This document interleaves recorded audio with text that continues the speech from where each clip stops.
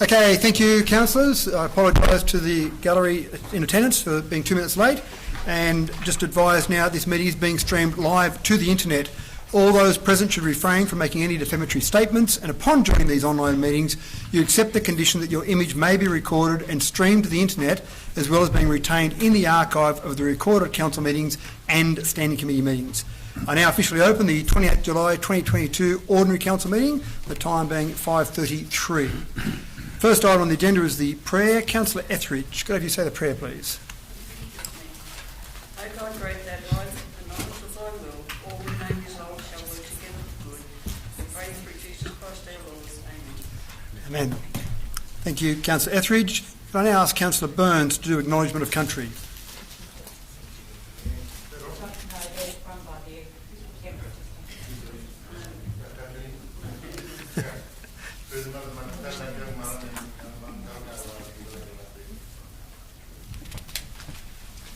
Thank you, Councillor Burns. Now, next item on the agenda is 22-171, leave of absence. We have all councillors in attendance, Councillor Mahon remotely and all other councillors here physically. So we'll skip past that. CCL 22-172, conflicts of interest. Councillor Goff. Thank you, Mr. Mayor. I have a pecuniary significant conflict of interest with CCL 22-190 as I advertise the events program. Thank you, Councillor Goff, and obviously we'll raise that again when that particular item comes up in the agenda. No other conflicts of interest, councillors? No? Excellent. So the next item on the agenda is CCL 22-173, public forum. I've currently got 2 speakers registered for public forum. So I'll just remind everyone the rules of public forum. You've got 5 minutes maximum to speak. At 4 minutes and 30 seconds, I'll ring a bell to let you know that you've got 30 seconds left. At 5 minutes, if you get to 5 minutes, I'll ask you to stop. Public forum is designed to allow people to have a say about whatever matter they might want to have a talk about, obviously related to council preferably. It's not ideas for debate. It's not an idea or a forum to ask questions and have debate with councillors. It's really just for people from the public to come along and put their views forward. So, and we welcome that. It's excellent when the public comes along and talks to us about whatever is on their mind at the time. The first speaker I've got registered for public forum is Ms Barbara Sutherland. Ms Sutherland, if you'd like to come forward, who wants to discuss the Regan Park area, and I'll start your time when you start talking. Thank you. Good afternoon, everybody. Barbara Sutherland, SOS Trees and Healthy Rivers.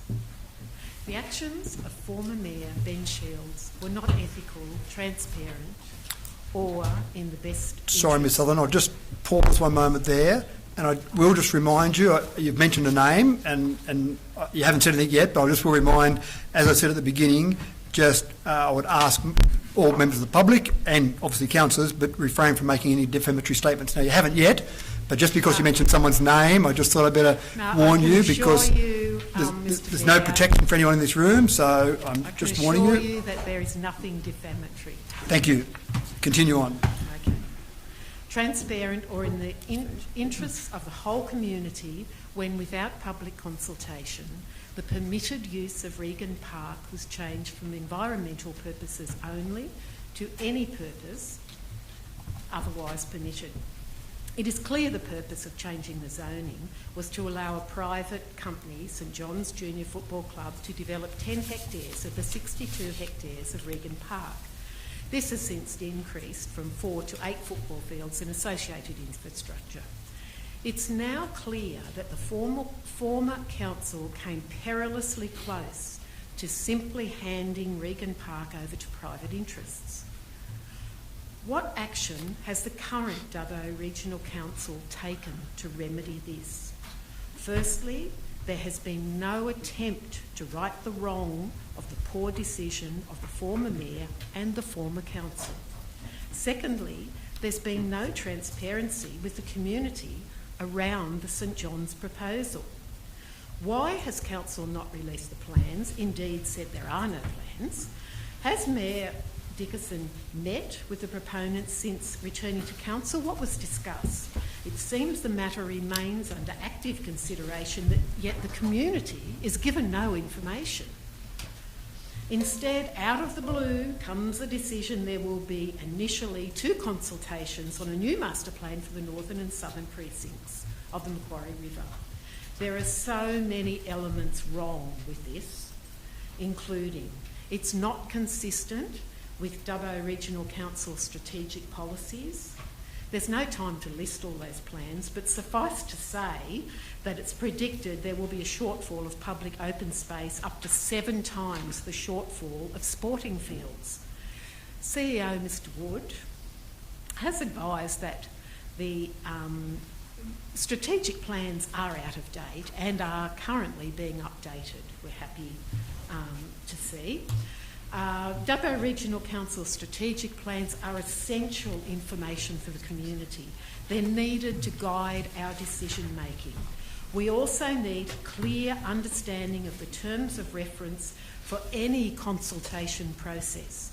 The first 2 community consultations provided no clear guidelines on the terms of reference for the Northern and Southern Precinct Master Plan.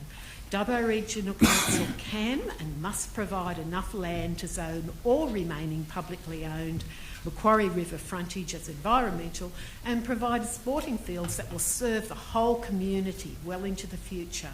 There's insufficient land for this on the Northern and Southern Macquarie River precincts. Everyone concerned about the environment and a place for quiet enjoyment in nature view Regan Park as an intergenerational opportunity to bring this section of the Macquarie River back to pre-European condition. It is a significant natural heritage for the LGA and indeed the region. Dubbo Regional Council needs to be seen to be acting ethically, with transparency and in the best interests of the community. We call on the current Dubbo Regional Council to 1, urgently table a motion to return the zoning of Regan Park to environmental purposes. This is the only way to right the wrong of the previous council under Mayor Shields. If the current council does not take this action, it is agreeing with the actions of the former council. The standard you walk past is the standard you accept, councillors. Dubbo Regional Council need to update all strategic documents to inform the whole community in respect of the predictions in relation to the need for public open space and sporting fields. The council need to inform the community of available land options across the whole LGA. Only then should consultation progress in relation to the northern and southern precincts of the Macquarie River and any other master plan for precincts identified by the council for community, open space and sporting fields. Perfect timing. Thank you, Ms Oland. The next speaker is Mr Peter Duggan, again talking about Regan Park. Thank you, Mr Duggan. Again, you've heard the rules. Dear councillors, I am wanting to talk to you about 2 items today, one being Regan Park and the other the proposed sell-off of surplus community land. I'll try and not sound too grouchy. As you all know, Regan Park has previously had a terrific master plan developed for it, which was last revised in February 2015. Woodlands, playgrounds, riding tracks, wetlands, a sculptural park, you name it. It was surely something visionary to add another feather in Dubbo's cap. Fast forward to today, and we now have a proposal to instead turn that land into 8 football fields. As a member of the community, I ask you to please reject the proposal. Yes, Dubbo may need more sporting fields. The population of the region is expected to grow, but why don't we provide these fields in the locations they are required, as Council's own open space master plans indicate? Further residential subdivisions will soon dot the landscape of northwest and southeast Dubbo, and it is here that these sports fields should be located, rather than concentrating them along an already stressed river corridor. Let us not forget that there are current plans for the Dubbo Sports Hub near the CSU campus, which is proposed to have 4 football fields, 5 indoor basketball courts, gymnasium, and outdoor netball and tennis courts. I would say that these facilities would more than satisfy Dubbo's sporting requirements for years to come. We can have our cake and eat it too. previous mayor suggested the Regan Park master plan would cost too much money. It would be money well spent if that is the case. I don't know about you, but when I think of places like Cowra, I don't think to visit their local sporting grounds. It's the Japanese gardens that are the highlight of that town. Regan Park could potentially be the highlight for Dubbo. If money is tight, Regan Park master plan could be implemented over stages over 5, 10 and 20 years as money and grants become available. The land could be revegetated with the community's help on tree planting days to further save money. Please don't let this once-in-a-lifetime chance slide by. Another issue, coincidentally closely aligned with that of Regan Park, is the proposed sell-off of surplus community land at Alexander Bell Park, Royal Parade Park and Market Square in Wellington. Isn't the sale of these parks counter to Council's own strategic documents which indicate that Council has an undersupply of passive and active open space? Could not some of these parks be used for the sporting venues that local groups have been seeking? I acknowledge that yes, councils do own and manage lands that may be surplus to their own community's needs, but a consideration must be given as to what land is appropriate to sell or retain. Why can't council approach the community and local sporting organisations and ask what they want to see these parks be used for, rather than only ask them to comment on the sale of these lands? Give them an opportunity to have their say before such decisions are already made. If the sale of these parks is to save them $2,000 on annual maintenance costs, could not the management of these parks be handed over to community committees or trusts who could turn these disused parks into community gardens, playing fields, orchards, wild meadows, etc.? Any money raised by the sale of these parks will soon disappear, but the community will forever lose a valuable asset.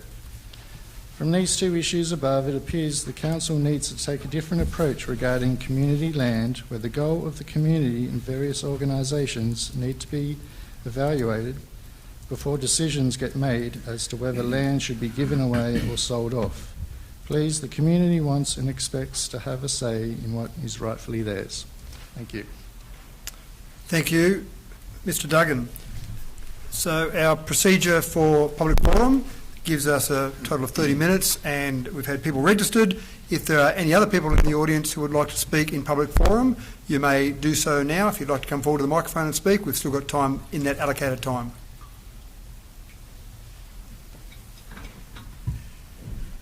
Thank you. So all I'd ask you to do is just state your name, and again, you've heard the rules and processes, so I'm sure you're comfortable with all those.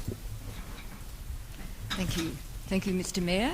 It's lovely to be here. Councillors, everyone, it's my pleasure. It's lovely, Lewis, to hear your welcome. Thank you.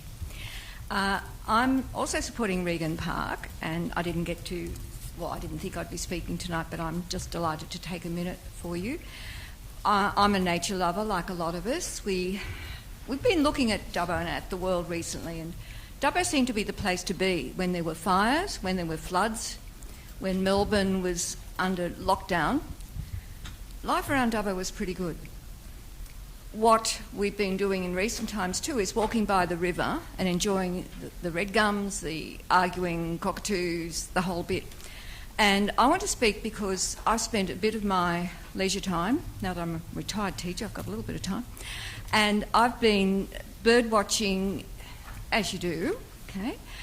So I go for a walk and take my binoculars for a walk with me, and I've looked at lovely natural areas in Western Europe, around the Pacific, in Southeast Asia, and around Dubbo. And what is interesting here is that Dubbo is the confluence of three distinct bird zones: the western, the northern, the eastern. So that you see birds around here in Dubbo that are all mates with each other, and normally they don't see each other because they're more distinctly in different places. So we have an area that is special. As Peter said, if we do this correctly, we could have a huge feather in our cap. But what I want to say to you tonight is, from what I've heard over several years, we talk about money, okay? Everything's to do with money, otherwise it won't work.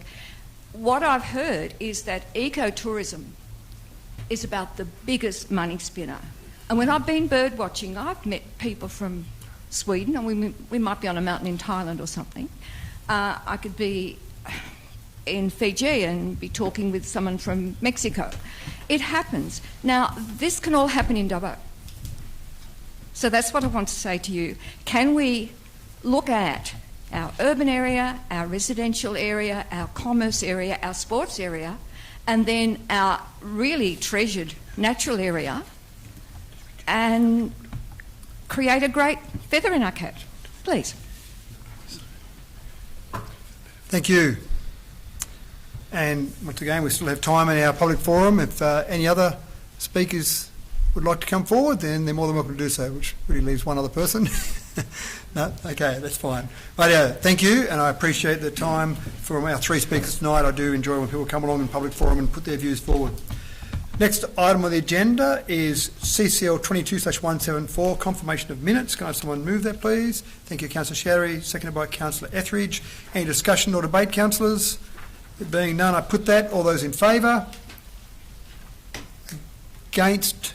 Declare that carried. Sorry, I'm just delaying a little bit there because Councillor Mann just takes a little bit of extra time just from the delay there. Thank you, councillors. Next item is CCL 22/175, mayoral appointments. Have someone move that, please. Thank you, Councillor Sherry, seconded by Councillor Ivey. Any discussion or debate? Councillor Ivey. Thank you, Mr. Mayor. Once again, I'd ask councillors like to thank you for the effort that you put into working with the community. Again, for being a little bit selfish in some ways, I think that your time that you can give to Wellington and villages is well appreciated, and I think it's been very, very beneficial. So that little aspect of your very busy schedule, thank you very much. Thank you, Councillor Ivey. Any further, councillors? There being none, I put that. All those in favour? Against? Declare that carried. Next item on the agenda is CCL 22/177, report of the Infrastructure Planning and Environment Committee. Councillor Black. Thank you, Mr. Mayor. I'd like to move the Infrastructure Planning Committee just to save and accept IPC 22/31. Thank you, Councillor Black. Have someone second that, please. Councillor Etheridge. Councillor Black, do you wish to speak to any of those items in that particular? Okay, thank you. Councillors, any questions or debate? There being none, I put that. All those in favour? Against? Declare that carried. Councillor Black, can you move IPC 22/31, please? Yes, Mr. Mayor, I move IPC 22/31 that that be accepted. Thank you. And have someone second that, please. Thank you, Councillor Wells. Now, I will remind councillors that in this particular meeting, when this went through committees, this was dealt with confidentially. So if it's been removed just so councillors can vote separately on that, that's not a problem. If any councillors want to discuss that, we would have to move into a confidential component of council to do that because it was dealt with initially in confidence. So if councillors wish to do that, what I'd probably suggest is that we move this to the end of the meeting when we're dealing with other confidential items, or if you just want to vote on it and have your vote recorded, then obviously we can just vote on that. So let me know, councillors, if anyone wants to talk to this. Councillor Ivey? Yes, Mr. Mayor, I have some comments that I would like to make in respect of this motion. So I'd just like to go through some facts and figures. So is that best dealt in a confidential session? Given the fact that we dealt with that initially in the committees in confidence, then we would have to do that in the same way, which obviously, again, we could deal with at the end of the meeting when we're doing our other confidential items, rather than make everyone leave for one item and then all come back in. That'd be my suggestion. But again, remember, they'll only be dealt with in confidence, so those comments that you would have to make wouldn't be heard by anyone else other than the people left in here. So they wouldn't be heard by the public, because then when we came out of confidence, the vote would be all that would be seen by the public. Not trying to stifle your discussion or debate, Councillor Ivey, but just to let you know the process is there. And it's not a problem. If you want to go to confidence, if you want to do that at the end and confidential, then we can do that. And I'll tell you the procedure in a moment if we need to do that. And if you want to have those things... I would like my comments to be recorded, to be public. So in that sense, I don't want them to go onto this motion, but I'll be guided by you or someone else like this process.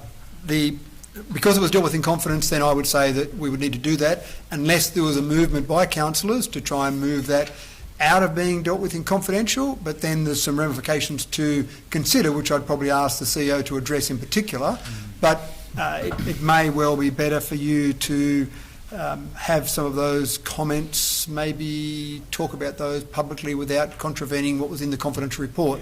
So that's part of the process there. The report that was dealt with previously was dealt with confidentially and was agreed to by the committees in confidence. But again, Council have the power to remove that. But again, before we did that, I'd probably ask the CEO just to give us any comments about the confidential items that were dealt with previously and what issues that potentially might cause for us. So while you're contemplating that, I'll hand over to the CEO, who may give us a bit more background on why we agreed to deal with it in confidence 2 weeks ago, and let you go forward from there. Thank you, Mr. Mayor. Sorry, before you go, Mr. CEO. So, and this is going to give you a bit of background as to why it was dealt with confidentially. Then it would be up to councillors. If someone wants to say, no, we can deal with that in a public meeting, then it would be up to some councillor. It might be you, Councillor Ivey, to move that we move into open council for this item. Seconded, that could be debated. And then if that vote was won, then you could deal with it in confidence. That vote still may be lost, if that makes sense. So just because you say, I'd like to deal with it in open council, it would still be a vote of council to decide to take it to open council. But while you're contemplating all of that, and while all councils are contemplating that, I'll ask the CEO just to give some background as to why that was dealt with confidentially 2 weeks ago. Thank you, Mr. Mayor. So, from a regulatory point of view, the reason called out is would prejudice a commercial position of the person who supplied the information to us. So, in this case, and we can say this, it's a proponent of a renewable energy project. In terms of the recommendation that was before you, this was providing advice in terms of a direction of negotiation. So there is a financial element to this negotiation. So I would caution against talking to dollar amounts and values because what we've called out and in the recommendation, which can be made public, it's identifying that we wish to have a negotiating position with the proponent. Forest Glen Solar Farms, we call out the proponent more broadly, but then we start entering into commercial in confidence negotiations that we wish to undertake, and that may prejudice, not necessarily the proponent, and that may actually prejudice council's position as well. So I would caution against moving it to a non-confidential setting. I think I know what comments you may wish to say, but Mr. Mayor, it may be worthwhile just adjourning for a very brief moment so I can have an offline discussion with the councillor and actually explore what he wishes to say, and I guess I can provide more clear advice in that regard. Before we do that, the only other thing that I would suggest is that if you limited comments to what is written in the motion, because these are in our public business papers, if you limited the comments to just the points of that motion, then there in the public arena, that would be acceptable. But you'd have to be very careful that you didn't then bring up something from, if we decided to deal with it now, without going into confidential, then you'd have to be very careful that none of the information which is in your head that's from the confidential business papers slipped out while you were talking about it, because that would then contravene the confidential process we went into before. So, for example, you're looking at the motion there. If you mention the solar farms the CEO just did, that's fine. No problems there at all. If you mention a voluntary planning agreement, no problems at all. But if you start to get into the financial details, as the CEO just mentioned, that's when that could prejudice a commercial supplier, and which they may take action against council if they so chose. So that's correct, Mr. CEO. There's nothing you would see as a problem if you just kept comments to the actual items in the motion. In fact, because it's confidential, that's all you can comment on. So that's why I was sort of, and I think I have an inkling as to what Councillor Ivey would like to say, given the debate in the confidential session in the committees. I would caution against that going beyond what is the public resolution of the committee. So with all that information, I'm not trying to tell you what to do, Councillor Ivey, but if all that information, you can still choose to ask to go into open council for this item, or ask to defer to the end of the meeting when we'll deal with it, or you can just make comments limited to that. That's your choice. I would like to go into some figures, some that does come out of the voluntary planning agreement, so it probably is better to deal with it in confidence. Okay, that's fine. So can you please move a motion that we defer the discussion on this debate until we get to the confidential items at the end, rather than again moving to confidential and come back out? If you just, So moved. yeah, you've just moved that. So moved. If you're happy with, yeah, okay, if you're happy with that, can I have someone second that, please? Thank you, Councillor Etheridge. So discussion or debate now, councillors, about moving this item, discussing this item in confidential part of the meeting at the end of the meeting. Any discussion, debate about that specific item? No? Okay, I move that. All those in favour? All those against? Thank you, councillors. So for people obviously viewing and councillors here, so we'll now deal with that when we move into the confidential component of the meeting at the end of the meeting. Okay. Thank you for your understanding there, councillors. Okay, next item is the CCL 22/178 report of the Culture and Community Committee meeting. Councillor Goff. I move that, Mr Mayor. Thank you, Councillor Goff. Have someone second that, please.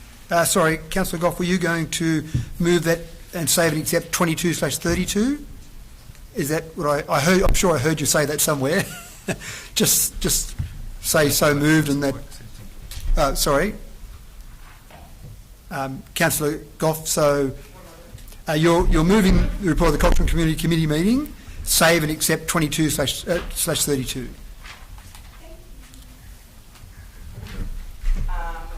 The report of the Culture and Community Committee held, save and accept clause CCC 22/32, in such clause being dealt with separately. Thank you, Councillor Goff.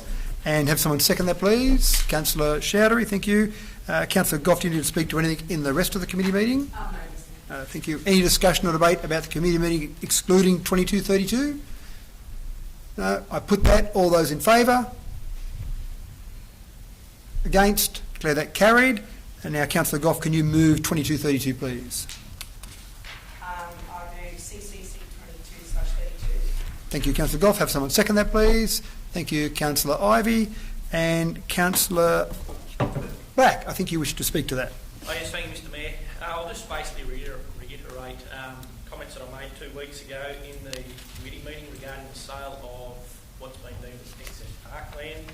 I went and had a look at the parks in the last fortnight, drove past all of them. I also had about 11 people contact me from the community, all the broad spectrum of the community, I would say, broad political spectrum. You'd be surprised at some of the people that contacted me and said they agree with my position on to vote against selling off the parks. One of the people said about, especially the park up at Royal Parade, Dalhunty, that was left there for a reason back in the 70s, 80s, 90s when all that land was being sold.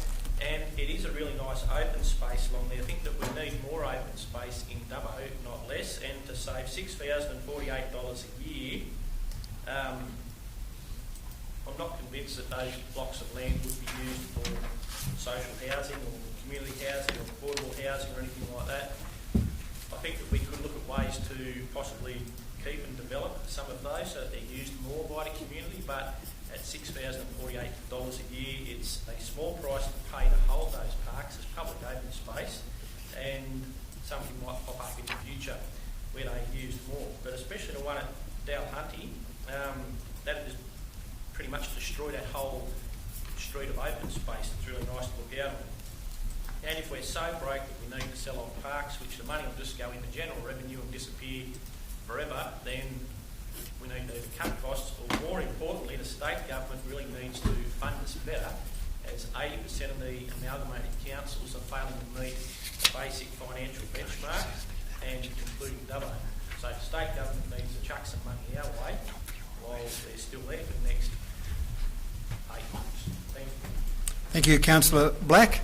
Any other speakers? Councillor Wright. Just seeking a question, actually, Mr Mayor, to the CEO through you.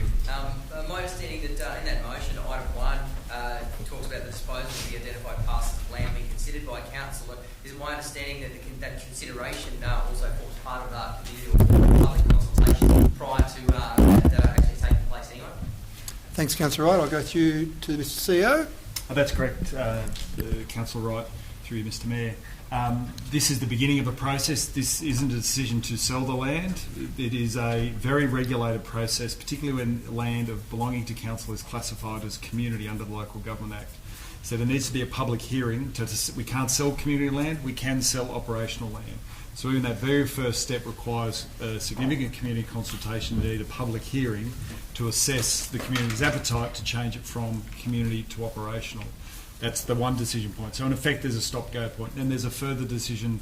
I don't have delegated authority to sell land, so even once you move it to operational, should that go forward and there's community buy into that process, then will be a further council decision to explore going to sale. So this isn't a decision to sell per se, this is a decision to consider it and I guess take it to the next step, which is have a consultation piece which includes a public hearing, which has to be chaired independently of this council, so we have to get someone from somewhere else, to consider changing the classification from community to operational. So there are a number of stop-go points before an ultimate decision will be made to sale, to answer it in a very long-winded way. Thank you, Mr. Yeo. Any further, Councillor Wright, on that? Thank you, Mr. Mayor. Actually, a comment now, not a question. Look, with such an extensive process to be undertaken, and a number of blocks of land amongst those parcels being rather different blocks of land, and certainly the block that Councillor Black referred to is a great little parcel of land. Could be argued there's a couple of other parcels of land in there that do lead to antisocial behaviour, and neighbouring properties would like to see them sold off for another purpose. So certainly difficult to throw a blanket over each of those blocks and put them into one parcel for a sell-off. So, but look, certainly this council is all about community consultation and making open and transparent decisions. So if that is part of that process, I'll certainly continue to support the motion as it is, knowing full well that there's a lot of community consultation to go on before we reach an end decision. Thank you. Thank you, Councillor Wright. Councillor Ivey. Thanks, Mr. Chairman. Yes, I'm very heartened by the CEO's comments. Again, as I think I spoke at the committee meeting before, that particularly in Market Square, I think that's a very complex issue, and there's a lot of community opinion on that, and I think that opinion should be teased out, and it should be become before the council so that we can make a good informed decision on it. And certainly, as I understood it, the motion was yes, just to get that item on the agenda and to get community consultation out there to see what the options for those alternative uses are. It is not a foregone conclusion that the city will be to sell, and that certainly wasn't my attitude to supporting the motion at the time. It was just to get the matter on the agenda. Thank you, Councillor Ivey. And just to reiterate Councillor Wright's point, that the fact is that, yes, this is a very open, transparent, communicative council, but in this particular instance, there are very strict rules from the state government about the process you've got to go through. So we would be doing those to an absolute minimum, but what we would normally do in this council, my experience has been that we would normally extend some of those minimum public exhibition timeframes, for example, and we really want to make sure we get the full view from the community. So that has to happen, but we'd probably go over and above what's required by the state government. Any further questions, comments, councillors? No, there being none. Sorry, Councillor Etheridge. Yes, thank you, Mr. Mayor. Yes, I'd like to echo everything that Councillor Wright and Councillor Ivey has said. As far as I'm concerned, it's not a foregone conclusion that we're going to sell those blocks of land. As you have said, there is a process that we're going through and has to be gone through, and we will be listening to the community. So let's just see what comes out in the wash. Thank you. Thank you, Councillor Etheridge. Any further discussion or debate, councillors? No, there being none, I put that. All those in favour? Against? Okay, declare that carried. The next item is CCL 22-179, report of the Corporate Services Committee. Councillor Mann. I'd like to move the report be accepted with the recommendation that the Corporate Services Committee meeting held 14th July 22 be adopted, save and except clause GSC 22/34, with such clause being dealt with separately. Thank you, Councillor Mann. Can someone second that, please? Thank you, Councillor Chowdhury. Any discussion or debate, councillors? There being none, I put that. All those in favour? Against? Declare that carried. Councillor Mann, could you move the 22/34, please? I move 22/34 be accepted as presented. With the change. Thank you, Councillor Mann. Can someone second that, please? Thank you, Councillor Showery. Now, so we've got that moved, councillors. I think Councillor Ivey had an amendment, but that particular one, point 4, I think you're adding on, Councillor Ivey. Thank you, Mr. Chairman. Yes, look, I'd like to move that, after point 1, with sort of 2, 4, 6, 8, 9 dot point something, but under that point 1, a second point number 2 be inserted, and that the Sister Cities Committee membership be extended to include a total of 10 external members. And then after that, what is presently number 2 becomes number 3, and what is presently number 3 becomes number 4. Yeah, thank you, Councillor Ivey. So it's an amendment move. Can I have someone second that, please? Thank you, Councillor Showery. Councillor Ivey, would you like to speak to your amendment? Thank you, Mr. Chairman. Yes, look, the villages, the consultative committees have been put out there.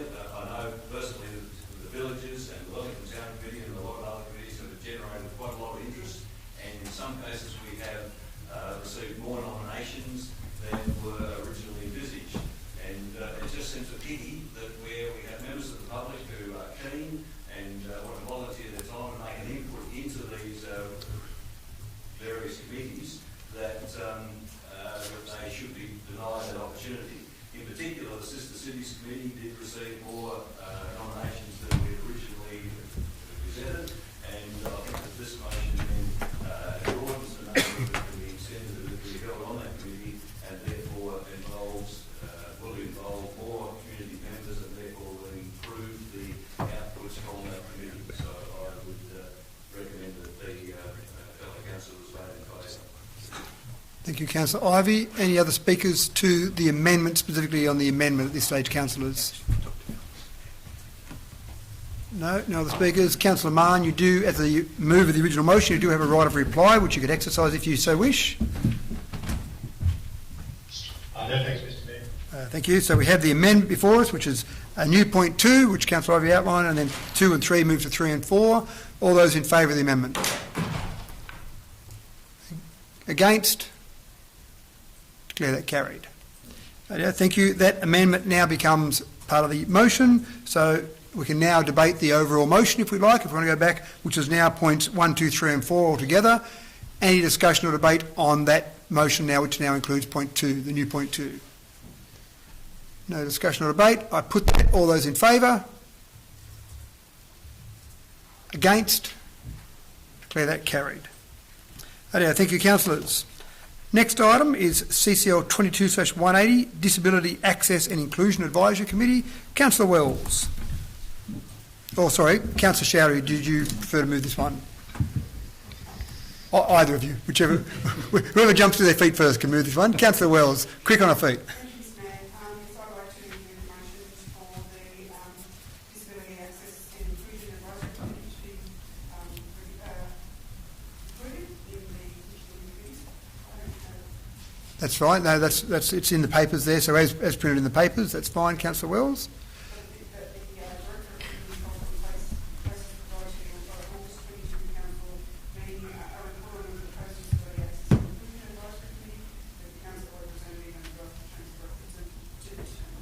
Thank you, Councillor Wells. Seconded by Councillor Showery. Councillor Wells, would you like to speak to your motion? I think it's really important that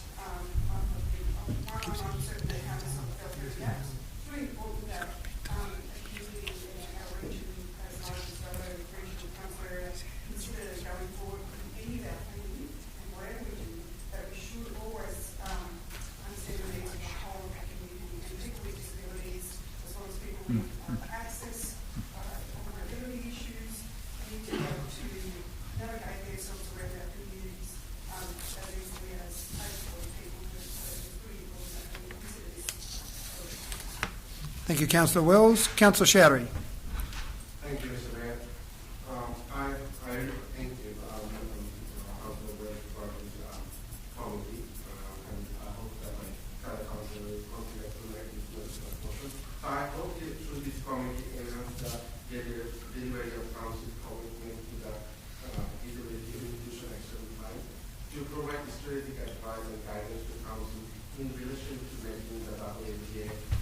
inclusive community. Encourage the people with disabilities, their carer, disability service provider in our local government area come forward and join the community if it's not a motion passed tonight. Thank you, Councillor Shourie. Any other discussion? Councillor Black. Thank you, Mr Mayor. Yes, it's good that I think that we're finally going to get the right outcome and the decision correct. You remember, I looked through the past videos, and on the 12th and 26th of May, I spoke on this issue here on need a Disability Access and Inclusion Committee on the 9th of June. Had a little splash in front of the Photo News. Spoke to a lot of people, said contacted councillors, lots of people putting comments on Facebook. I thank all those people that in some way contributed to this decision tonight. 20% of people have some sort of disability in the community, the figures show. We really need to include them. We've got committees listed on page 61 for pretty much everything. This is a necessary committee.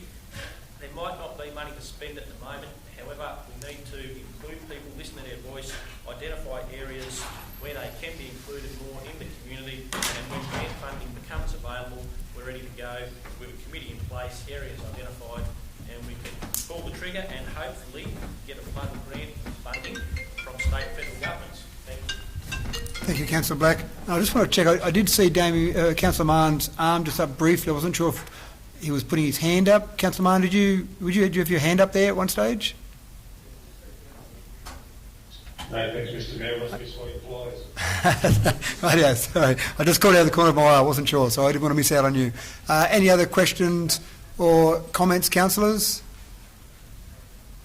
Okay, Councillor Wells, you do have a right of reply if you wish to exercise it.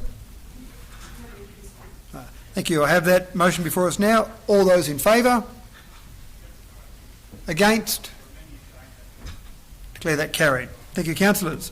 Next item is CCL 22/181, fluoridation of Dubbo urban areas water supply. Councillor Black, and someone to second that, please. Councillor Etheridge. Councillor Black, do you wish to speak to that? Yes, thank you, Mr Mayor. Just very briefly, what a disgrace of public dental health and disclosure this has turned out to be. Unfortunately, should never have been done for 3.5 years without fluoridating Dubbo's water supply. We all know about the benefits of fluoridation for dental health and hygiene. We're going to get this fixed as a council. This will be fixed. The sooner we can get it done, the better. And we'll also fix the council operations. But I'd just like to point out that New South Wales Health were aware of this problem for a fair while. They don't seem to subscribe to the if you see something, say something mantra. It's more to be alert but not alarmed, and don't say much. Thank you. Thank you, Councillor Black. Any other speakers, councillors? Questions or debate? Councillor Wells. I just wanted to, I understand Councillor Black's comments there through that conversation. What I wanted to add to that, though, is what I found that in our recent months that this has been brought to council's attention, there's been really swift quick action. So I commend the current council in the processes. Thank you, Councillor Wells. Councillor Chowdhury. Thank you, Mr. Mayor. Through this meeting, I would like to thank you, CEO and the Mayor and fellow councillors brought this issue within our attention and put it to the public through this meeting, because there was I think this sort of issue needs to be go to public, and public should know. And I think this current council and CEO delivered this project very timely manner. Thank you, Councillor Chowdhury. Councillor Ivey. Yes, just following on from the earlier comments, I'd also like to say that it's good to see that something has been acted upon and that it is being rectified and resolved. But I would just like to think that that doesn't resolve the whole issue of why for 3 years we had no fluoride in the water. Yes, there's some reasons, and they can be taken on board to ensure that that doesn't happen again in future. I don't think it all rests with this council at all, because we have a mandatory requirement to report problems with fluoride to New South Wales Health, and it's a mandatory requirement to report it, and we did actually report it, and it begs the question is why on earth did New South Wales Health jump up and down and say why isn't it fixed? And for 3 years they didn't say that. But anyway, so that's their problem, but I think from the council's perspective I am encouraged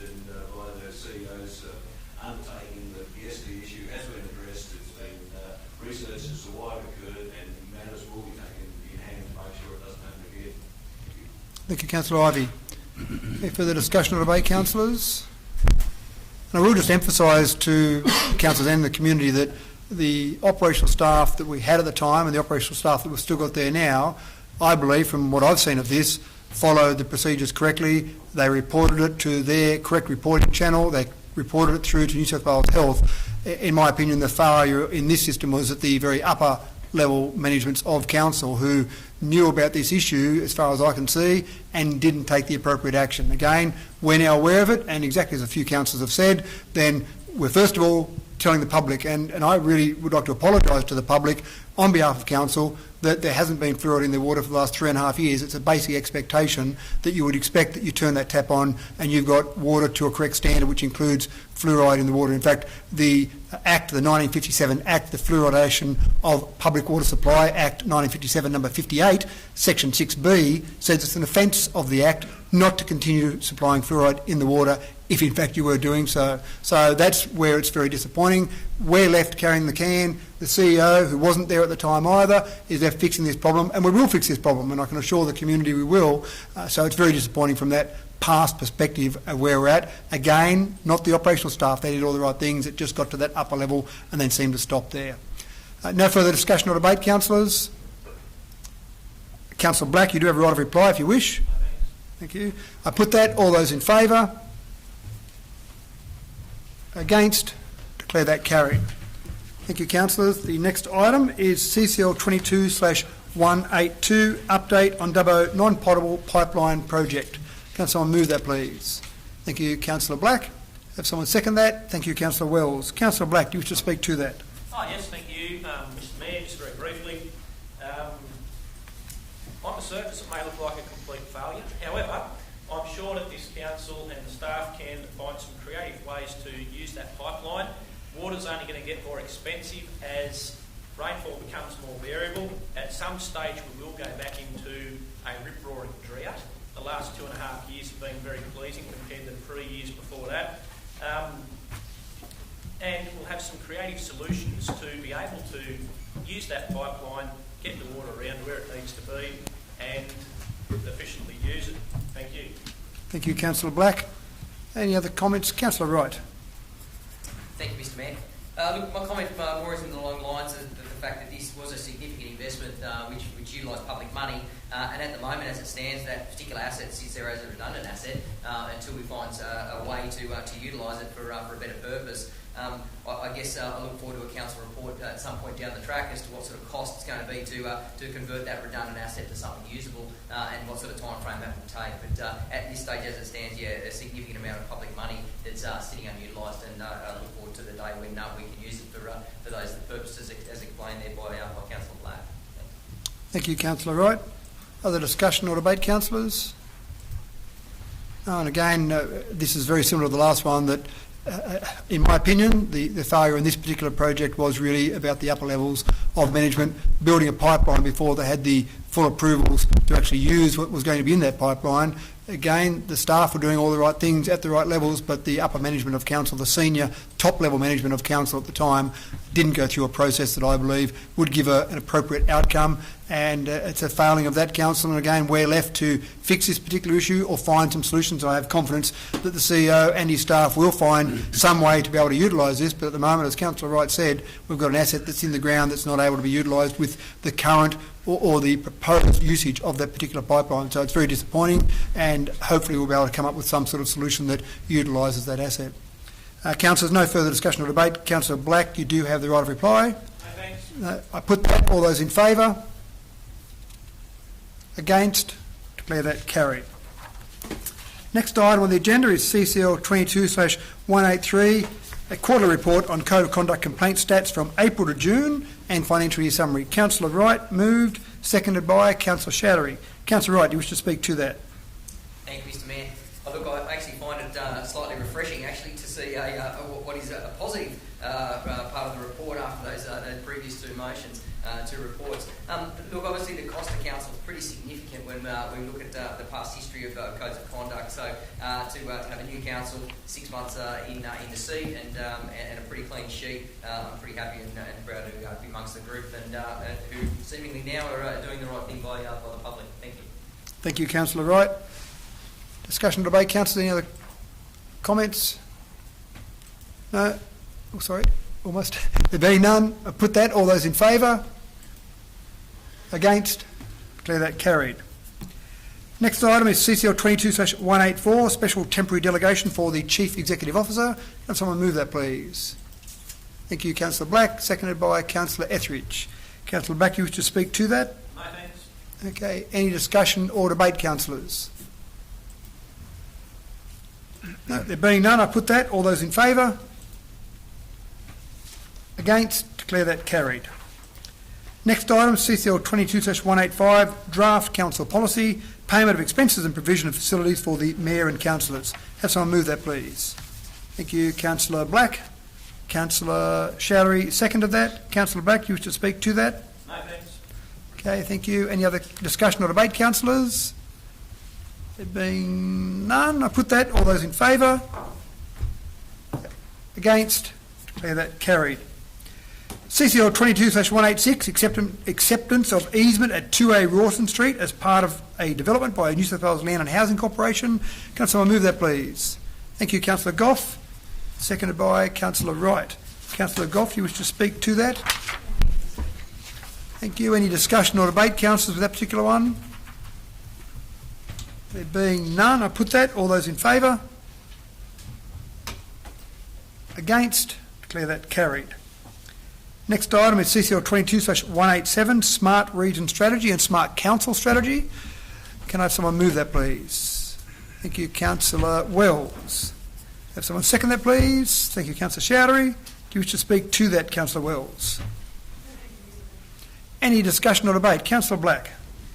Thank you, Mr Mayor. This is a classic case that if you're not moving forward, you're going backwards and your competitors will overtake you. It's great to see that there's some really innovative ways here that council staff have put together that we can be moving forward as a region.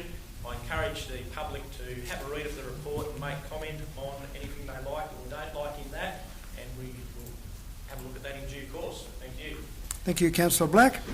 Quoting Jack Gibson there by the sound of it. Can I have any other discussion or debate, councillors? Councillor Showery. Thank you, Mr. Mayor. I have one question.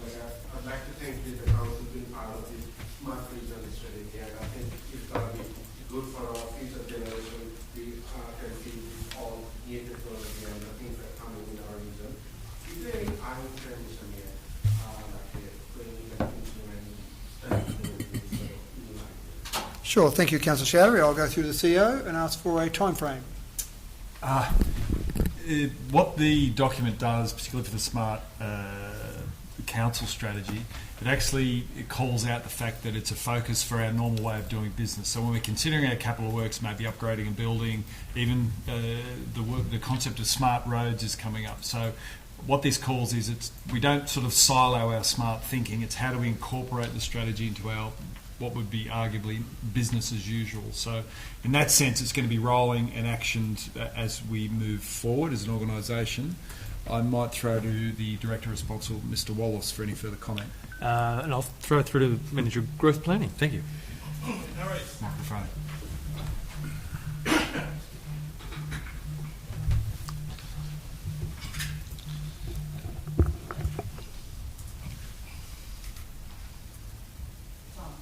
Oh, excellent.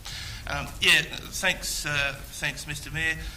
Through you, Mr. Mayor, of course. That big question of where the rubber hits the road, as the CEO touched on, the rubber is hitting the road as we speak with all council decision-making processes. This is formalising our systems and thinking around these things, making sure we've got people in our organisation on the same page, and making sure that we don't. That we do our projects in a financially responsible way, whilst also adopting that smart thinking with how we can do some of these things. Thank you, Mr Jennings. Anything further from that, Councillor Showery? No? Okay, Councillor Wright and then Councillor Ivey. Councillor Wright. Thank you, Mr Mayor. Actually, a question if I may. Page 148 of the report refers to projects currently being considered by Council. One of those things is a digital twin for new urban release areas. Can you just give an explanation on that terminology, please? Certainly, Councillor Wright. To the CEO. Through Mr Mayor, we'll go straight, skipping over Mr Wallace to Mr Jennings. Appreciate it. Thank you, Mr. Mayor, and thank you, Mr. CEO, through you, Mr. Mayor. A digital twin will give us the ability to be able to see how something like the Northwest Urban Release Area could look and feel in that electronic viewpoint, so we can make changes to it, and like different building heights, different zoning regimes and the like.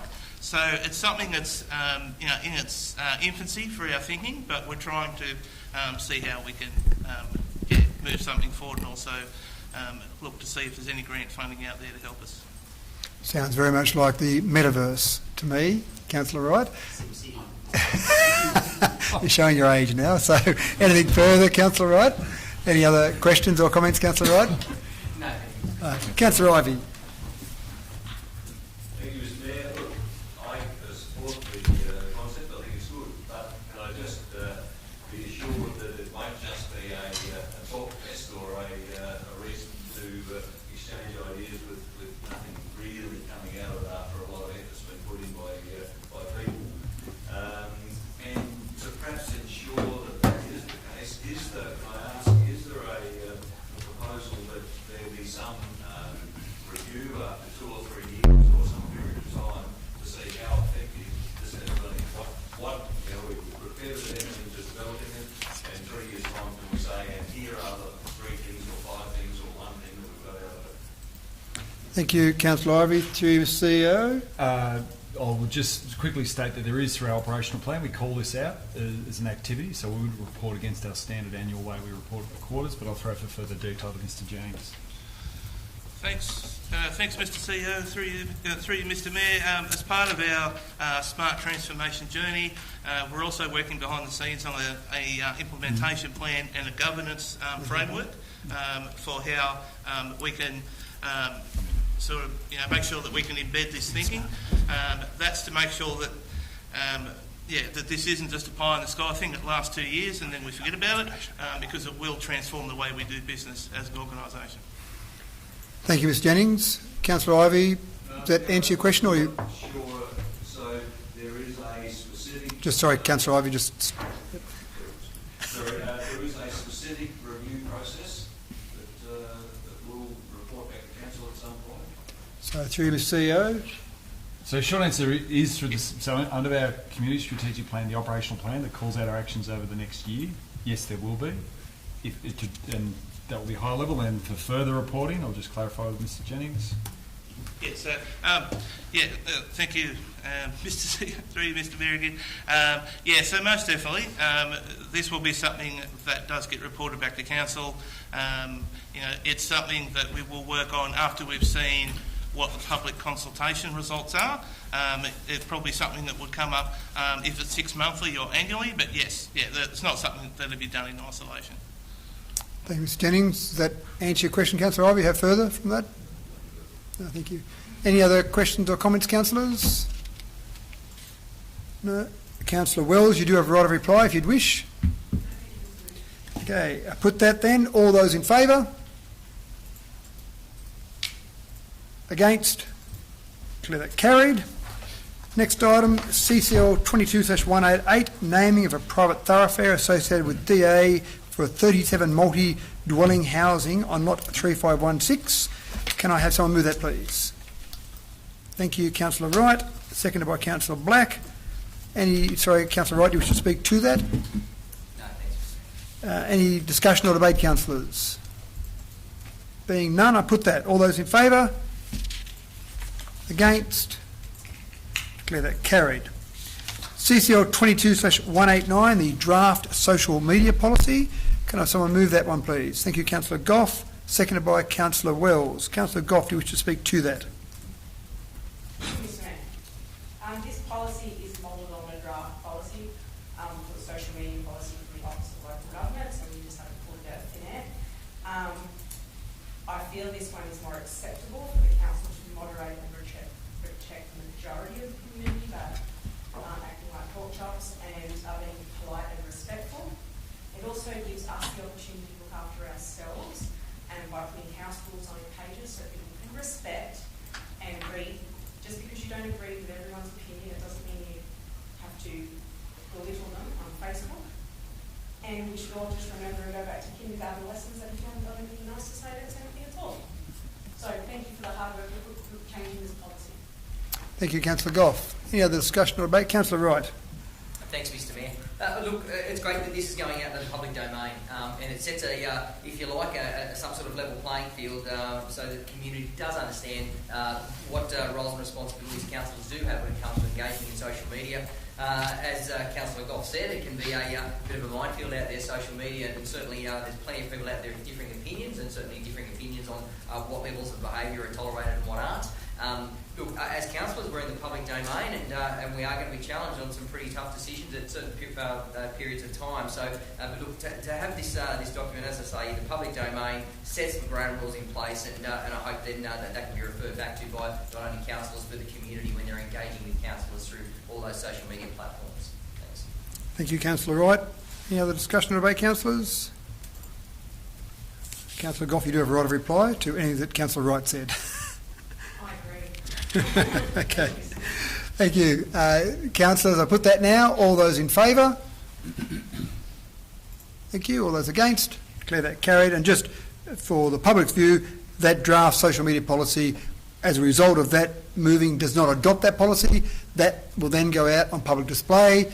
We'll invite comments from the community. Hopefully we get some comments from the community about that.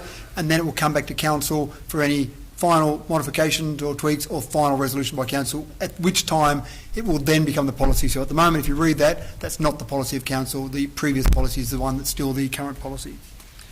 Okay, next item is CCL 22/190, the 22-23 Event Partnership Program Fees and Charges. Have someone move that, please.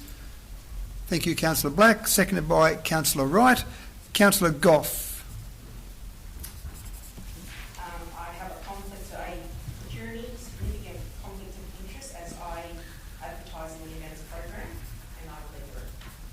Thank you, Councillor Goff.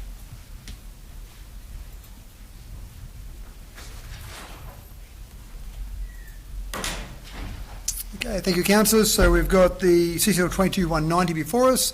Any discussion or debate, councillors? No, there being none, I put that. All those in favour? Against? Declare that carried. Can I have someone, Ms Galea, if you could please just bring back in Councillor Goff?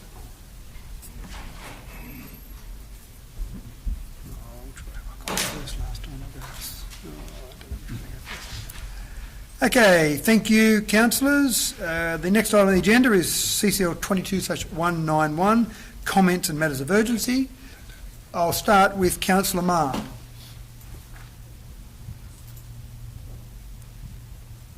Just an observation on some of the issues that have come to light for our management team and our council. The boil water, the fluoridation issue, the pipeline. Not so much isolate the boil water issue, but some of these other things, I guess, show the long-term ramifications of failing to plan accordingly, and some of this stuff's 2, 3, 4 years in arrears until it's actually raising its head for us. It reiterates to our current group how important it is that we get that sort of planning and execution right. Got the I's, cross the T's all the way along. Yeah, I agree, Councillor Marr. Thank you. No other comments? No, I think that's a no. Councillor Goff. I'll go left first this time. Thank you, Mr Mayor. Matters of urgency. I got to go to the Australian Local Government Women's Association conference this month, which was a wonderful experience to be with like-minded women. You can share your ideas and your worries, and you feel like you're not the only one out there. I also want to commend some of the staff awards. I thought it was great and it was fun, and it was really good to see them all getting involved and passionate about their jobs, because they really do hard work. And once again, some people don't think council workers are lazy, but they're not, and they really do like to be recognised for what they do. So thank you for that. Thank you, Councillor Goff. Councillor Wright. Thanks, Mr Mayor. Just 2 things as well.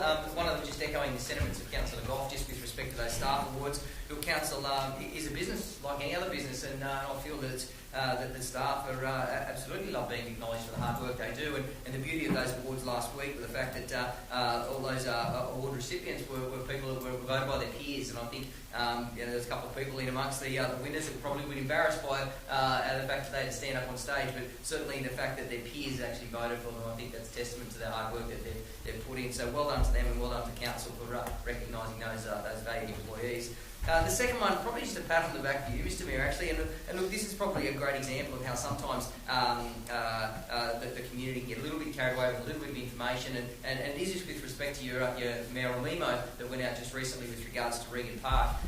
Look, there's been a lot of information that's been circulating in the community with respect to that particular project. It's very early days. The community will be involved in that, and certainly it was more than simmering away. It was probably burning away, and the fact that was dealt with by yourself with a public document, I hope that gives the community something to look at. And certainly on the back of that, I would encourage the community again, reach out to your councillors if you've seen some information out there. It may not be correct. Hopefully we can set you straight and give you some information you can utilise. So yeah, well done. I think that was timely, that document that went out during the week. Well done. Thank you, Councillor Wright. Councillor Burns. Thank you, Mr Mayor. I want to say that the awards episode last week was, I thought I just want to congratulate all the people that organised it, and I have to say again, it was a really nice hour. The other thing that I want to mention was Saxon Road. Because I was at the awards, I got to talk to some of the workers and got some inside information on Saxon Road. Apparently there's a lot of trucks that are using that road that are cutting logs, and they counted about 70 trucks during the day, and it twice as much at night. So wouldn't that, the only thing I can think of is right over Saxon Road and property of the Department of Maintenance or whatever it is, because they're using it that much that it can't be, it's almost like a specific road for these trucks, and the trucks are ruining the road. So maybe Roads and Services New South Wales kind of kick the team for that one. I think they should, because the little trucks aren't using the roads they're supposed to use. That's all I want to say. Thank you, Councillor Burns. Councillor Showery.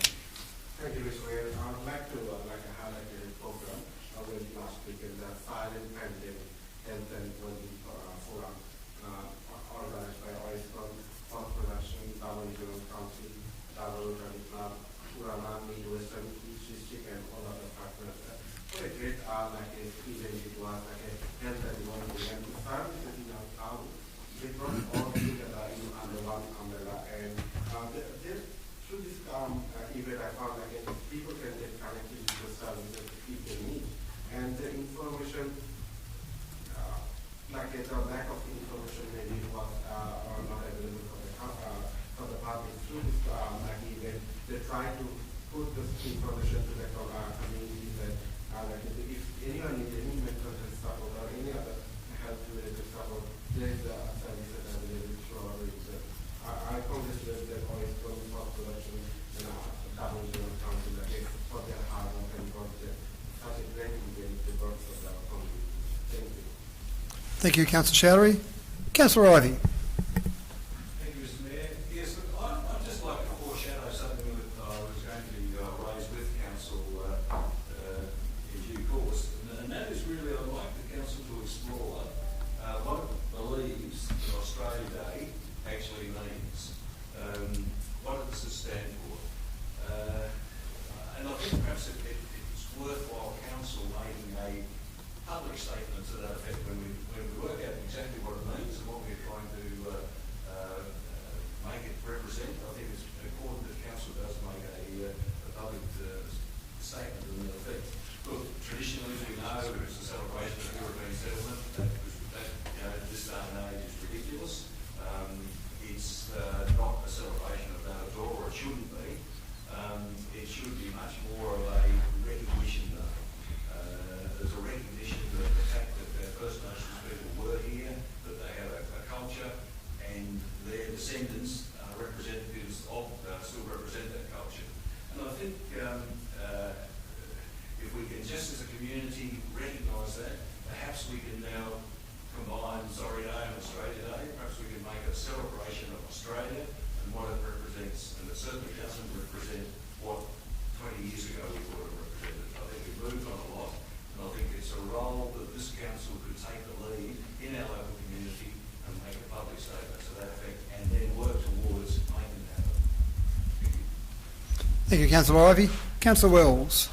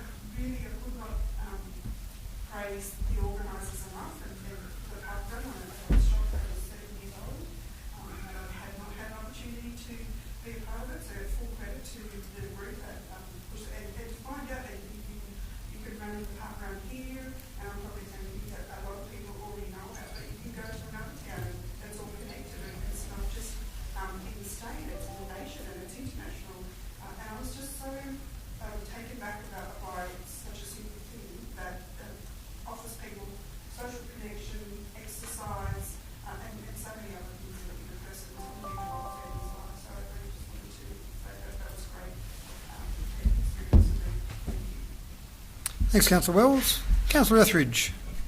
Yes, thank you, Mr Mayor. I would just like to reiterate what Councillor Wright had said earlier about people's perceptions when they hear certain things in the public arena, which gets people very angst up and anxious, and most of the time it's totally unnecessary. So by all means, if you have any questions, if there's anything you're not sure about, ask a councillor. Don't get yourself all worked up over something that probably isn't going to happen. As we said about the Reagan Park and all the rest of it, we're far from making any decisions on any of that. There's whole processes that have to be gone through, and we're here to represent the community, its wants and its needs, and we will certainly be listening to the community, and we'll let the community guide us on it. So I just wanted to say that. Thank you, Mr Mayor. Thank you, Councillor Etheridge. Councillor Black. Thank you, Mr Mayor. Just 4 very quick points this month. Point number 1, round 4 of the Fixing Local Roads program by the state government has opened, I saw the other day, to upgrade local road networks. DRC should probably get about $10 million plus from that program, I would hazard a guess, given the amount of money we've had to spend upgrading old infrastructure around the whole region, Dubbo and Wellington areas. Noting, as I said previously, that 80% of amalgamated councils are failing to meet a key budget indicator, including us. We need all the money we can get. We're the most marginal seat in New South Wales, with the state election coming up in a few months' time. The Shooters, Fishers, Farmers Party apparently have a celebrity candidate. The mayor may even run again. There could be other candidates we should just be flooded with money. The tap needs to be turned on, and I will tell the state government when to turn it off if that works for them. But we need the money prior to the election, not promises after. The second point, very quickly, the Alcohol and Other Drug Rehab Centre. On the 14th of July, myself and Councillor Wells attended a community workshop. Councillor Etheridge has attended many previously. I know she was unable to attend on the day. There was approximately 50 people in attendance. New South Wales Health sent a rep up from Sydney. The local health district LHD reps were there. It was coordinated by the Glen Rehab Centre on the Central Coast. There was many reps from health services within town and the community. Lots of people were there. We've lived the experience of alcohol and other drug rehab, and they heard loud and clear that the slow action by New South Wales Health on this and the LHD is costing lives. We need to select the site and get that happening quickly for the good of everyone. The third point, the youth Curry Court that was announced on the 18th of July. That was a massive win for the Dubbo region. That should also be good at helping people get out of a life of crime, breaking the cycle.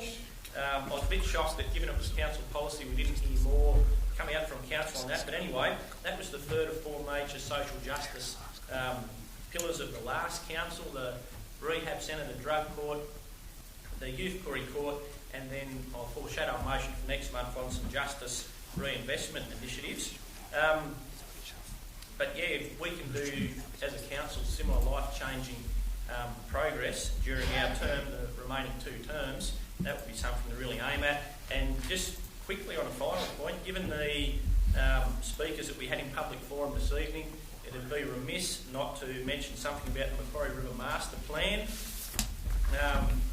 and comments on social media, photo news, etc. If people want engagement, then they should engage now. Don't wait till the draft comes out. Contact your councillor, put in something. When the draft comes out in October or November, put in a formal submission then. There's no point sitting around and then complaining that it wasn't what you liked at the end. Vigorously advocate for your position and don't be scared to get in early and do it. Thank you. Thank you, Councillor Black. Just a couple of things for me. I'd go further from Councillor Wells. It was great to see Councillor Wells at her first park run. But I'd just like to congratulate Ms Wade, who actually did organise the council staff and obviously the councillors. Councillor Shouter was there as well. Organised the council staff and the councillors there. And the process with park run in Dubbo is quite different to anywhere else in Australia, that you've got to organise that several months in advance. The park run organises from a higher level. Most park runs, someone can pop up on the day or a couple of days beforehand and say they'll volunteer, but here it's so popular that Ms Wade had to get that organised several months ago to actually get a spot booked in, which sounds incredible. You've got to book in a spot months in advance to be a volunteer. So that's fantastic to see that happen and see council staff and councillors out in the community with that event. And I also love the fact that Councillor Wells is going to be there again this Saturday. Well done. So now that you've said that you've been inspired, I can hardly wait to see you there every Saturday, Councillor Wells. Great to see you. And with your children and grandchildren perhaps as well.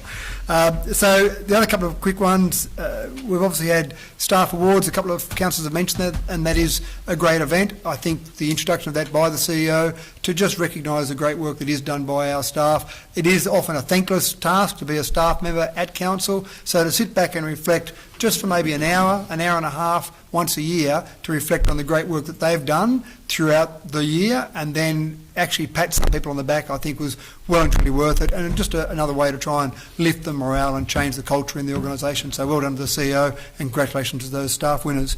The other one was e-scooters. E-scooters have caught the attention of a few people, and I just wanted to assure the community and obviously councillors who I have talked to a little bit about this, that e-scooters, there's a potential trial on from the state government. We've put our hand up to find out more information about that. There are 39 councils across the state that have put their hand up to be potentially a part of that. There's a fair few steps for us to go through. We've got to get approval from the state government to be part of the trial.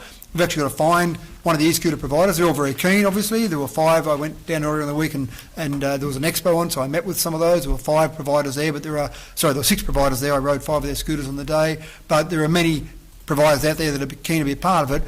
But I just want to assure the community as well that at some point in time, when we finally get the approval by the state government, we finally find a provider that can suit what we need in our community, we will go out before we go anywhere near allowing those in our community. We'll go out for a public consultation process to make sure the community is happy with what we may be proposing or what may be proposed. And so some people are getting a bit excited about it, like it's been mentioned a little bit with Regan Park tonight. There's a fair few steps to go before we'll see those either on Track O'Reilly or down the main street of Dubbo. But it is something that will be interesting, I think, to explore, and something that hopefully our community will see the benefits of. But again, that'll be a community consultation process that we'll go through there. And the last couple, just in Wellington, great to see the Wellington pedestrian bridge almost there. It's now sitting in place, and we've got some entrance and exit work to do there. Probably within about 5 or 6 weeks' time, we'll have that open to the public, and we're looking for an official opening, but it'll be open before we know it.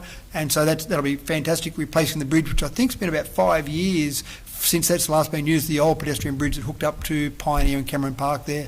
I was looking for Councillor Goff or Ivy to see if I was right with the 5 years, but 6 years. So it's been a while since there's been that connection there across the Bell River, but that'll be great to see that going again. And Councillor Ivy and myself were at the Badangra Community Benefits Fund cheque presentation on one day this week. I can't remember which day it was, Councillor Ivy, but one day this week. And that's the $57,000 that was given out to various community members throughout Wellington. But what I love about those type of events is you see a relatively small amount of money going to some of those individual organisations, but they seem to be incredibly efficient with what they do with it, and they produce great outcomes for the community for not a huge introduction of money from somewhere like the Badangra Wind Farm there. So well done. That's a compulsory part of their approvals, but they certainly take great delight in handing out those cheques and seeing how they're making a difference in the community. So that's all I had. Thank you, councillors. That brings a close to the formal part of the meeting. And I just ask someone, just don't go yes, Mr. Southwell, just before you leave, just ask someone to move us into confidential counsel at the moment because effectively we've got the next items and we've had no applications from members of the public to make their representations regarding whether the meeting should be closed to the public. Now, there are no members of the public left, but I'll say it anyway, do any members of the public in the public gallery have any comments to make regarding the proposal here, the following items, and in a closed session? So anyone in the public? No, there's not. Can I have someone move us into confidential, please? Thank you, Councillor Wells, seconded by Councillor Etheridge. Any discussion or debate, councillors? Being none, I put that. All those in favour? Against? We're now moving into confidential meeting. Ms Wade, can you please stop the streaming? And we will turn the stream. So before you do that, just to inform everyone, once these items are dealt with, we will turn streaming back on, and the outcomes of these confidential discussions will then go out via streaming, but the discussions will be where the confidential items will be. So, Ms Wade, if you could stop the streaming, please. We return to open council at 7:34 p.m, and I'll ask Ms Wade to resume streaming, please. Let me know when it's done. Yep, okay. Thank you. The council returned to open session at 7:35 p.m. Welcome back. I'll now ask Ms Rouse and Ms Wade to read the resolutions from the confidential session. Thank you. Who's going first? Ms Wade. Thank you. Thank you. A motion that was brought forward from IPEC 2231, Social Housing Development Scheme Draft Planning Agreement. Motion reads that 1, that Council notes the current status and discussions with the proponent of the Forest Glen Solar Farm development in respect to a voluntary planning agreement. 2, that a draft voluntary planning agreement be prepared in accordance with the terms identified in this report. 3, if a voluntary planning agreement cannot be successfully negotiated with the proponent, that a further report be provided for the consideration of the Council. 4, that the draft voluntary planning agreement be placed on public display in accordance with the provisions of the Environmental Planning and Assessment Act 1979. 5, that following conclusion of the public exhibition period, a further report be prepared for the consideration of Council, including any submissions received. Item CCL 22/192, contract for electricity, small sites. 1, that the retail electricity supply agreement, small site, be awarded to Shell Energy Retail Proprietary Limited in accordance with Local Government Act 1993, Section 55, Subsection 3, the amount of $810,500, including GST, open bracket, indicative cost linked to usage, close bracket. 2, that 100% green power option be included in the contract. 3, that all documentation in relation to this matter remain confidential to council. 4, that all documentation in relation to this matter be signed under the common seal of council.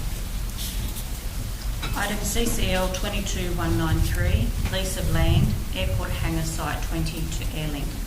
1, that council approve the lease of Hangar Site 20 Dubbo Regional Airport to Airlink Pty Ltd. 2, that all legal fees associated with the preparation of the lease be borne by the lessee. 3, that all associated documentation be executed under the common seal of council. 4, that all documentation in relation to this matter remain confidential to council. CCL 22/194, lease to the Crown as part of Dubbo Airport Precinct for Regional Police Training Facility. 1, that council approve the Crown lease in right of the State of New South Wales represented by the New South Wales Police Force over Lot 2 of DP 1267927, provided that the lease, A, discloses PFAS being found within Lot 2 on DP 1267927. B, states that council will not remediate any PFAS within Lot 2 on DP 1267927. C, allows council and its consultants and contractors entry into the Lot 2 on DP 1267927 for further PFAS testing, if necessary, subject to reasonable notice being provided. And D, contains substantially the same terms as outlined in Appendix 1 of this report. 2, that all documentation in relation to this matter remain confidential to council. 3, that council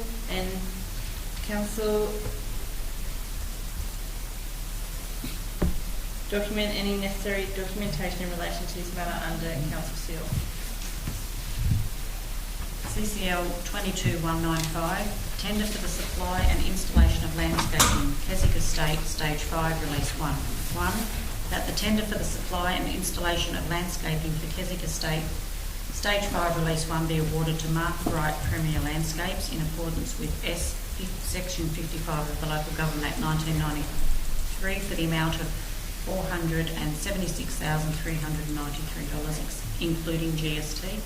2, that the council delegate the Chief Executive Officer to approve the extension options for this tender if required. 3, that the council delegate the Chief Executive Officer to approve variations to a contract relating to the tender subject to budget limitations. 4, that documentation in relation to this matter remain confidential to council. And 5, that all documentation in relation to this matter be signed under the common seal of the council. CCL 22/196, exploring options for the New South Wales Destination Charging Grant. 1, that council selects a preferred site and nominates to apply to the first round of the New South Wales Government's Drive Electric New South Wales EV Destination Charging Grant by September 2022. 2, noting that financial contributions required by council have not been budgeted for, that funds be identified in the September 2022 quarterly review to be allocated to the project. CCL 22/196A, the sites nominated in priority order are 1, Wellington Library, 2, Wellington Caves, 3, Wylandra Street, Council Car Park, 4, Elizabeth Park in Dubbo, 5, Dubbo Visitor Information Centre, and 6, Wellington Visitor Information Centre. CCL 22/197, tender for the design and construction of the Bennelong Road Bridge. 1, that the contract for the design and construction of the Bennelong Road Bridge be awarded to Murray Constructions Proprietary Limited in accordance with Clause 1783 of the Local Government General Regulation 2021 for the amount of $2,179,417.90, including GST. 2, that council delegate the Chief Executive Officer to approve the extension options for this contract if required. 3, that council delegate the Chief Executive Officer to approve contract variations for this contract subject to budget limitations. 4, that all documentation in relation to this matter remain confidential to council. 5, that all documentation in relation to this matter be signed under the common seal. Thank you. That should be all, Ms Wade. That's no more to go. Thank you. There are no further items for consideration of the ordinary council meeting, and I declare the meeting closed, the time being 7:41 p.m. Web stream is now being completed. Thank you for your attendance.